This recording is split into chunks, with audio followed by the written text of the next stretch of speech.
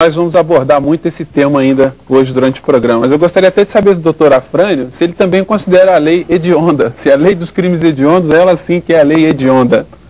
Sem dúvida, tecnicamente ela é imperfeita e ela parte de um pressuposto que me parece falso, de que a ameaça de uma sanção maior inibe a conduta do delinquente. Isso não está demonstrado empiricamente. Eu acho que em lugar nenhum, em país nenhum que tenha feito pesquisas sérias a respeito. O delinquente, na criminalidade mais violenta, que é a que nos ocupa aqui, quando vai delinquir, ele não se intimida em razão de uma pena maior. Até a própria pena de morte, que não está em discussão aqui, não inibe, ou não inibiria o criminoso, porque ele sabe que no confronto direto com a polícia pode morrer como muitos morrem. E isso não é um fator de inibição. Não será, por conseguinte, uma pena de reclusão aumentada de 2 ou 3 a 4 anos de reclusão. De modo que o pressuposto é falso, que aumentando as penas, considerando esses crimes como hediondos e tendo um tratamento diferenciado, vai diminuir a criminalidade. E as pessoas pensam assim porque se cria uma expectativa que é frustrada a posteriori. Mas, doutor Nélio, com relação à falsificação de remédios em si, o senhor acredita que a lei possa vir a inibir essas condutas? Veja bem, a lei, o Código Penal já inibe. A grande verdade é que esses crimes mais importantes, homicídio, falsidade, estelionato, estupro, isto tudo já consta da nossa lei penal, não só do Código em vigor. Se nós fizermos um retrospecto da história, desde que se começou a cogitar de coibir condutas proibidas, e isso nasce praticamente com a vida de relação que é a vida em sociedade, houve uma forma através da qual a sociedade busca se preservar, estabelecendo condutas que são nocivas, que são defesas, que são proibidas, e aqueles que procedem em desconformidade à conveniência da própria coletividade arca com as consequências advindas desse seu próprio comportamento. Então não há nenhuma necessidade de lei mais severa. Ao contrário, a lei mais severa, ela acaba muitas vezes inibindo o próprio aplicador da lei, que se dá conta de uma desproporção que não raro sucede entre a conduta que é objeto da investigação e a sanção estabelecida numa lei excessivamente gravosa. E que vem, inclusive, com equívoco desde a sua origem, porque ela é pautada a partir de um evento. No caso, Abílio Diniz, citado há pouco, veio a lei dos crimes hediondos. Depois surgiu o episódio Glória Pérez.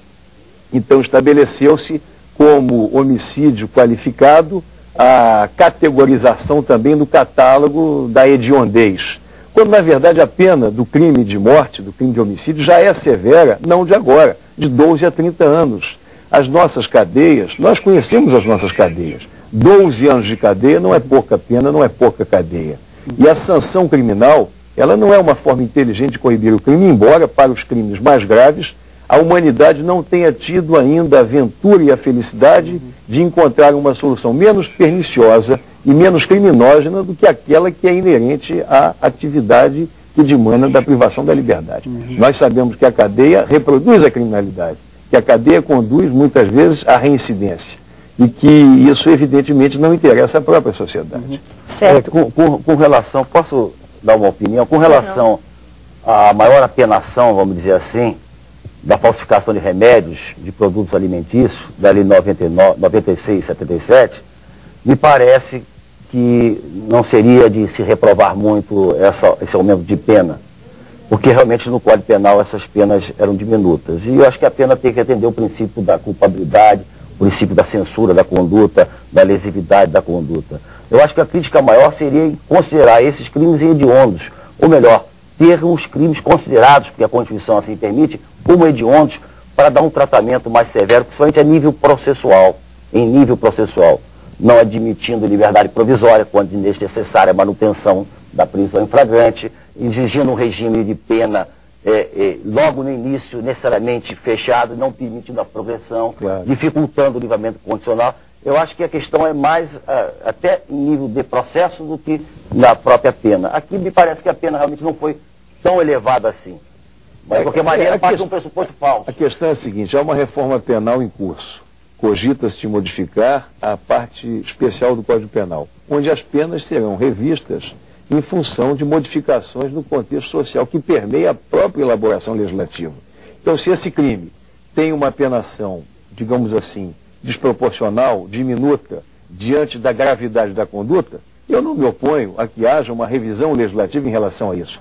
O que eu acho que é equívoco é imaginar-se que a profusão de leis especiais, que se sucedem umas às outras, sem nenhum compromisso com o ordenamento jurídico brasileiro, sem nenhuma atenção às garantias da Constituição, sem nenhuma cautela, exatamente, porque do mesmo modo que se chega, você citou antes de nós iniciarmos o programa, o descompasso que existe no crime de latrocínio em razão de uma norma da lei dos crimes hediondos, mercê da qual se faz um tratamento absolutamente diferenciado. Quer dizer, a vida vale menos do que o patrimônio. Porque a pena do latrocínio acaba sendo muito superior, quando, na verdade, o crime contra a vida tem uma gravidade inquestionável. Certo. Bom, agora a gente tem a participação de um telespectador aqui, é o Genésio de Maceió, ele quer fazer uma pergunta para os nossos entrevistados. Boa noite, Genésio. Boa noite. Eu gostaria de fazer a seguinte pergunta. Como devemos proceder após identificar um medicamento falso? O que vamos fazer? É a pergunta do brasileiro hoje. Obrigado. Bom, a pergunta aí não seria uma pergunta eminentemente jurídica, né? Mas o que deve fazer? De ordem prática, deve ser dada notícia do crime à autoridade policial, que procede de ofício, porque é um crime de ação pública incondicionada, prevalece o interesse público. Até se a autoridade policial souber da existência de um medicamento falsificado, mesmo que ninguém faça notícia, de ofício ela tem o dever de instaurar o inquérito e apurar quem falsificou e quem está vendendo, expondo, havendo produto falsificado. Então o procedimento seria comunicar à autoridade policial para que se proceda o inquérito. Essa comunicação poderia ser feita até ao Ministério Público. Também diretamente. Porque a lei permite. Bom, já que a gente está falando especificamente de remédios, eu gostaria de fazer uma pergunta. E se esse remédio, por acaso, não causar nenhum dano ao paciente, ele mesmo assim deve ser enquadrado na lista como crime hediondo? Bom, eu queria fazer uma ressalva. Por enquanto, a falsificação de remédios, de produtos alimentícios, não é crime hediondo ainda. Houve um erro técnico do legislador. Porque na emenda da lei se diz, dará nova redação a dispositivos do Código Penal, como deu, incluindo esses crimes em crimes hediondos. Mas o legislador, no corpo da lei, não dispôs que são crimes hediondos. E a emenda da lei não tem força normativa. Por isso que o governo mandou um outro projeto, aí sim, para que se transforme em crime hediondo. Ficou só na intenção do legislador. Lamentavelmente, o presidente assinou, sancionou, sem que a sua assessoria tivesse o esclarecido devidamente. Não é crime hediondo atualmente a falsificação de remédios. Essa observação tem um relevo, a meu ver, na medida em que isso demonstra como as leis são feitas com precipitação, com assodamento, de afogadilho, de cambulhada, sem que as pessoas se deem conta da importância que demanda da elaboração de uma lei. A lei é feita para a coletividade. Um juiz no interior, por exemplo, ele não julga só matéria penal, ele julga todas as matérias, todos os ramos do direito chegam à sua mesa para que ele delibere e decida, dando a cada um o que é seu. Então, mais um motivo, mais um argumento para que se evitem leis especiais. As leis penais devem ser catalogadas, elencadas, contidas, resumidas, sintetizadas num único corpo legislativo, a saber, o Código Penal. Esse é o movimento que deve ser feito. E de acordo com os princípios constitucionais, que o povo também tem que saber. A Constituição é uma cartilha, é um manual de instruções como a sociedade se coloca diante do comportamento em face da autoridade, o que ela pode, o que ela não pode, principalmente o que o cidadão deve ou não deve fazer. Principalmente o artigo 5º, né? Claro, o artigo 5º devia ser algo que as pessoas transportassem assim no bolso, não é? Eu sou um cidadão, então eu tenho direito disso, não tenho direito daquilo. Bom, doutor Nélio, agora a gente vai esquentar um pouquinho mais o programa. Tem um e-mail aqui do Leonardo Pinheiro, ele é aqui do Rio de Janeiro, parabeniza o programa, e ele gostaria de saber o que o Brasil precisa fazer para ter a pena de morte. Bom, eu posso responder? É claro, eu vou falar da mesma para ter a forma. pena de morte precisa fazer uma revolução, porque a pena de morte está no artigo 5º, é causa pétrea, que nem a emenda constitucional poderia adotá-la. Sequer seria objeto de apreciação. Não pode ser objeto de emenda constitucional. De modo que qualquer discussão em relação à adoção de pena de morte é demagógica.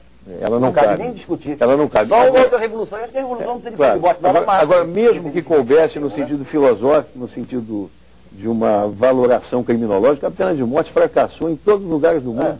Ela não tem nenhum efeito no sentido de conter a criminalidade. Então as pessoas que também conheçam minimamente a forma pela qual se exerce a prestação jurisdicional, os juízes não são deuses, são pessoas humanas e falíveis, que trabalham inclusive com diplomas legais muitas vezes superados, com provas técnicas deficientes. A pena de morte, até por sua absoluta impossibilidade de reparação, ela não deve ser cogitada por pessoas que têm uma formação jurídica minimamente séria. Doutor Nery, doutora Frânio. Depois do intervalo, a gente vai fazer um pequeno intervalo comercial, mas o Direito em Debate volta em 1 minuto. Até já.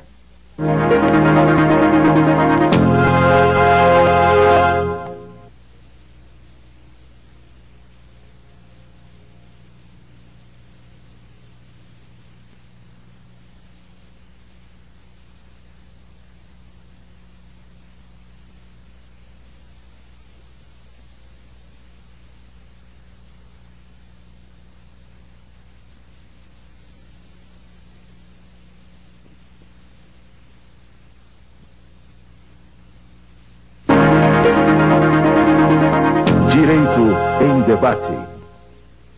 Oferecimento OAB-RJ, CAARG, Editora Forense. Direito em Debate está de volta, hoje falando sobre a lei de crimes hediondos. Participam do programa o promotor de justiça, doutora Frânio da Silva Jardim, e o advogado criminalista Nélio Machado.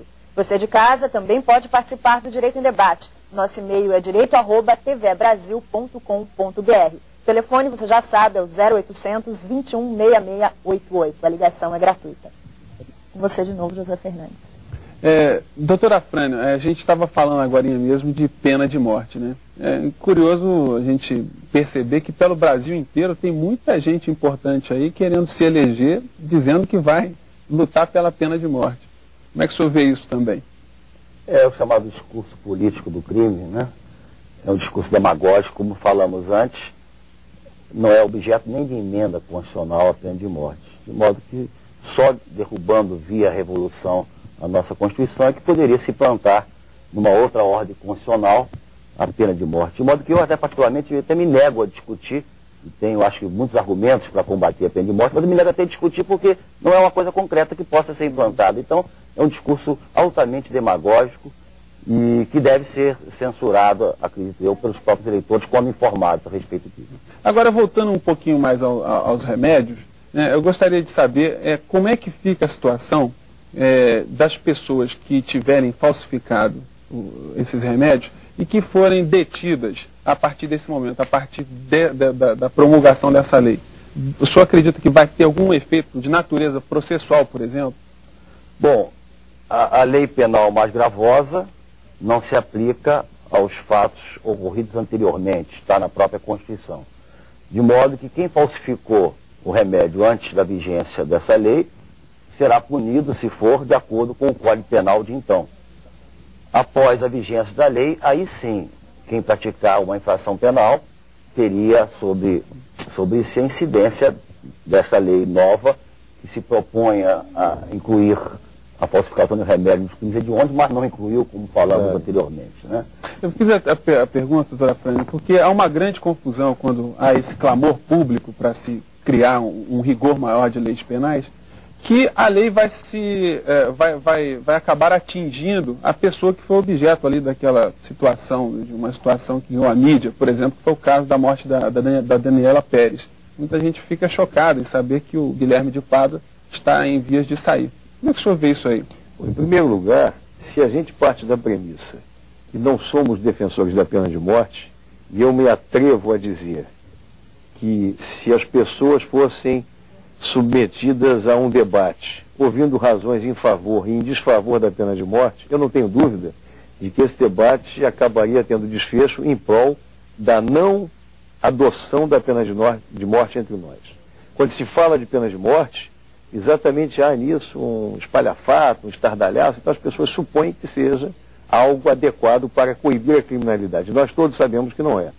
E essa questão de impunidade, esse episódio, esse delito que foi alvo de enorme repercussão, até onde eu sei, os réus foram presos em razão de medidas cautelares existentes na lei penal antes mesmo da elaboração, seja da lei dos crimes hediondos, seja desta lei que fez com que hediondo se tornasse um homicídio qualificado.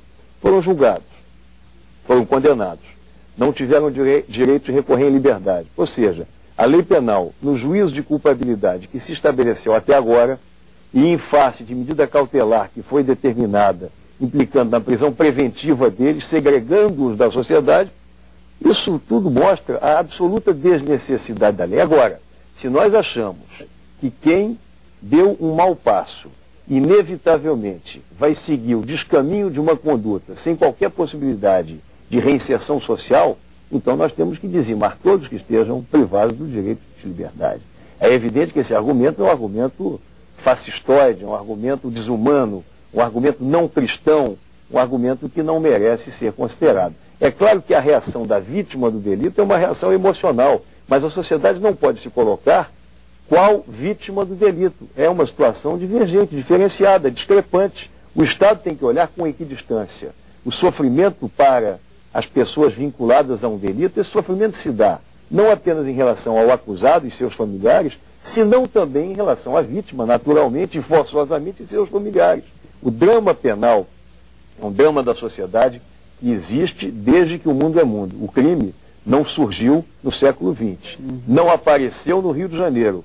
Muitas das causas da criminalidade, em certos segmentos, são causas sociais, são causas vinculadas à desigualdade. Como há delitos também que resultam de condutas patológicas, explicáveis pela psicopatologia ou pela psiquiatria forense.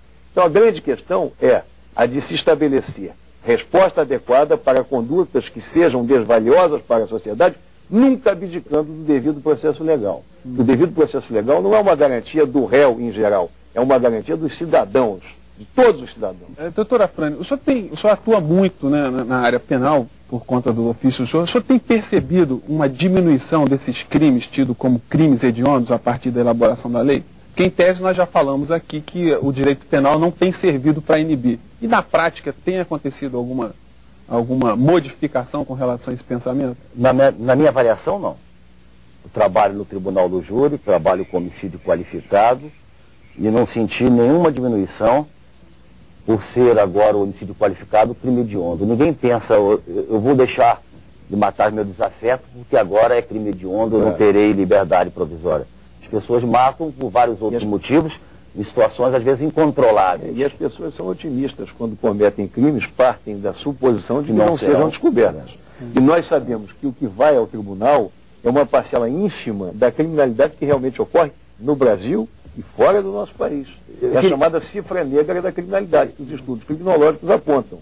O que se tem conhecimento oficial é, na verdade, uma pequena parcela do que efetivamente ocorre. Eu queria só para o público em geral tomar conhecimento disso, de repente a questão não é de aumentar a pena, mas de se conseguir, se é que isso é importante, é uma outra discussão, aplicar a pena para quem praticou determinadas infrações penais. Eu tenho uma estimativa no Tribunal do Júri, onde trabalho, o 4º Tribunal do Júri da capital, que de 100 homicídios, apenas 10 resultam em denúncia, instauração de processos.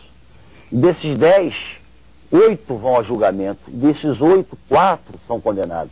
Então, de 100 homicídios, resulta em condenação apenas de 4. 96 estão impunes. Às vezes porque realmente merecem ser inocentados, às vezes porque não. Né? Porque não foi investigado devidamente, porque a polícia não conseguiu ou não tinha condições de investigar, ou foi desidiosa mesmo. Então, a verdade é essa. Existe uma quantidade imensa de infrações penais que não se aplica a pena que está no Código Penal e se busca um aumento de pena sem realmente dotar a polícia, o Ministério Público, o Poder Judiciário de condições para aplicar essa pena que já existe. Doutora Frane, a gente tem mais uma ligação de um telespectador. A dúvida agora é do Júlio César, de Volta Redonda, Rio de Janeiro. Boa noite, Júlio César. Boa noite, meu nome é Júlio César Peniche. Eu gostaria de perguntar para o senhor Nélio Machado é o seguinte: se o senhor acha que a apenação do crime hediondo é tão grande, qual seria, na sua opinião, os mecanismos necessários para inibir tal prática deste crime? Obrigado. Bom, as razões que podem dissuadir alguém de cometer um crime são as razões do merecimento. Numa sociedade em que a pessoa tem a perspectiva de ter uma conduta apreciada, trabalho, emprego, remuneração, esse fator por si só já cria uma limitação para que o cidadão enverede pelo caminho do crime. Por outro lado, eu acho que o valor trabalho é um valor fundamental, incentivar o trabalho. O mundo hoje vive uma crise de identidade, não há mais ideologias, defende-se a ideia da eficiência. Então isso tudo também tem um efeito desagregador. Quer dizer, quando se tem um projeto, é evidente que isso já leva qualquer pessoa a não cogitar de condutas que sejam defesas. Agora, indago, qual é o valor do salário mínimo? R$130, não é? Um jovem, morador de uma favela, na medida em que ele tenha o aceno fácil de um ganho mais expressivo, capaz de dar uma sobrevivência menos indigna, e ele é cooptado pelas pessoas que, por exemplo, se dedicam, hoje as cadeias estão repletas de infratores do artigo 12 da Lei de Entorpecentes. O que significa isso? Pessoas que se dedicam ao tráfico de entorpecentes. Por quê? Porque dá uma renda minimamente compatível com a necessidade humana. Eu não estou defendendo isso, evidentemente que não. Mas sim, que o salário mínimo, posto na Constituição como um reclamo para que se possa subsistir com dignidade, seja colocado num patamar de realidade e não de abstração. Porque há uma realidade que é a seguinte: a lei no livro e a lei em ação. Muitas normas aqui, por exemplo, a lei diz, as cadeias devem ser limpas, devem ser arejadas. Não é essa carta de 88, não. A de 1830 dizia isso. E de lá até aqui, isso não se fez. Há depósitos humanos, delegacias policiais, pessoas que se revezam. Umas ficam em pé, enquanto outras se sentam ou se deitam para repousar por poucas horas, em condições higiênicas precárias. Então eu penso que quando se cogita de agravar a pena, não se pode desprezar e esquecer a realidade prisional dos nossos cárceres.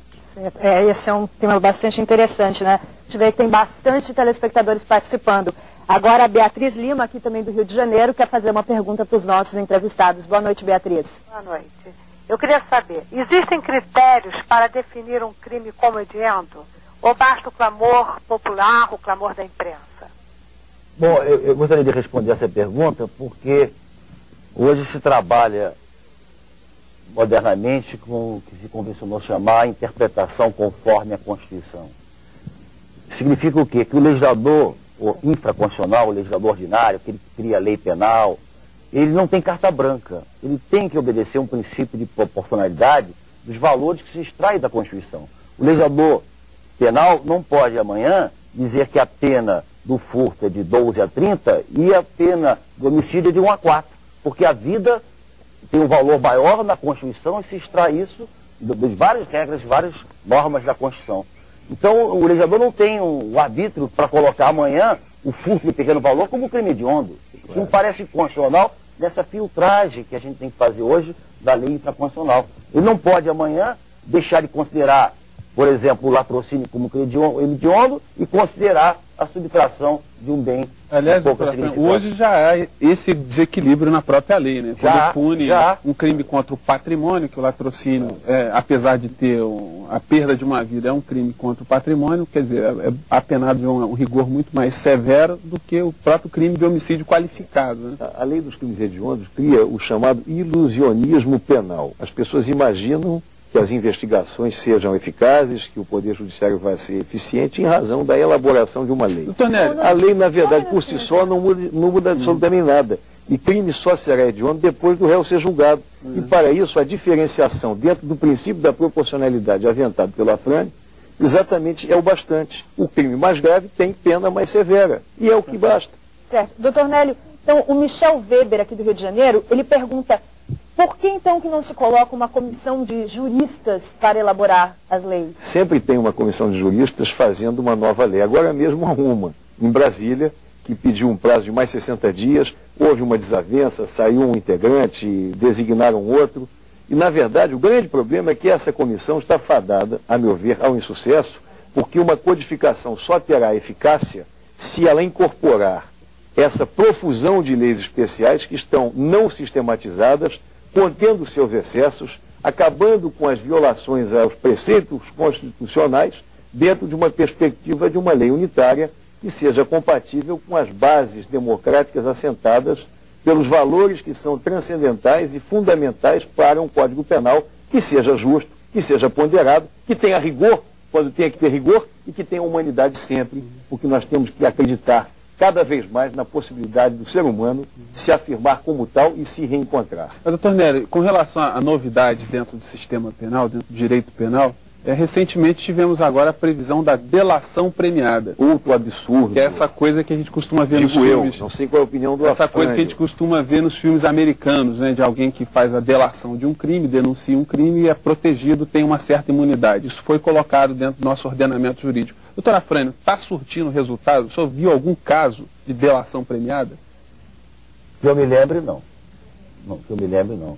Não me é, assim, algo que mereça repulsa de imediato. É uma questão que... nós divergimos. Teríamos que aliás, é normal. Examinar... Promotor e advogado, nós estamos tão em convergência hoje que tinha que surgir um ponto, pelo menos, onde a gente não sufragasse o mesmo entendimento. Depende de como está posta a norma, como está redigida a norma, em que medida se dará essa situação mais beneficiosa àquele que fazia a denunciação premiada. Teria que fazer isso de uma forma mais adequada do que está feita. Mas é uma visão pragmática, às vezes relevante e útil, dentro de critérios objetivos também, não dando ao juiz ou ao promotor um poder absolutamente discricionário, no sentido de se utilizar uma informação para se lograr pegar o que a sociedade deseja, os graúdos lá em cima. Onde é que o senhor discorda? Eu discordo porque, na verdade, eu acho que os meios de investigação devem ser eficientes e aprimorados. Essa legislação que vai no rumo de agredir as garantias constitucionais, eu não vejo com simpatia. Há leis hoje de escuta telefônica, que são absurdas. Leis sobre crime organizado, que sequer a lei define o que seja crime organizado. Leis que permitem que o juiz escolha uma prova sem que a defesa dela tome conhecimento e sem que o seu cartório tenha conhecimento desse material também, que fica como que posto em lugar oculto, o que evidentemente acaba violando o princípio, que o Afrânio conhece bem, da paridade de armas, o sistema acusatório, a igualdade entre as partes. Hoje, em alguns casos, já se teve notícia de escuta telefônica, alcançando inclusive conversações entre réu e seu advogado, o que é intolerável, o que é inadmissível. Nem na ditadura isso foi feito. Então será no Estado de Direito dito democrático, com a Carta Cidadã de 1988, que nós vamos enveredar pelo caminho de delação premiada, de escuta telefônica, de lei que faz com que a prova não seja conhecida pela parte. Me parece que nós não lutamos para o restabelecimento do Estado de Direito, depois de vivermos os rigores e o guante e o equívoco do ato institucional número 5, a supressão das garantias fundamentais, a inviabilidade do habeas corpus, para que agora nós tenhamos exatamente a antítese do Estado de Direito. Eu vejo com muita má vontade essa ideia de delação premiada. Obrigado, doutor Nélio. Obrigado. A gente, infelizmente, vai precisar acabar o programa, mas nós vamos voltar a esse assunto com certeza. Bem, chegamos ao fim de mais um Direito em Debate. Eu gostaria de agradecer a presença dos doutores Afrânio da Silva Jardim e Nélio Machado.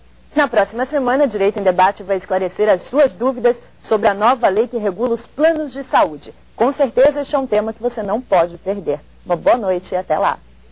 Boa noite.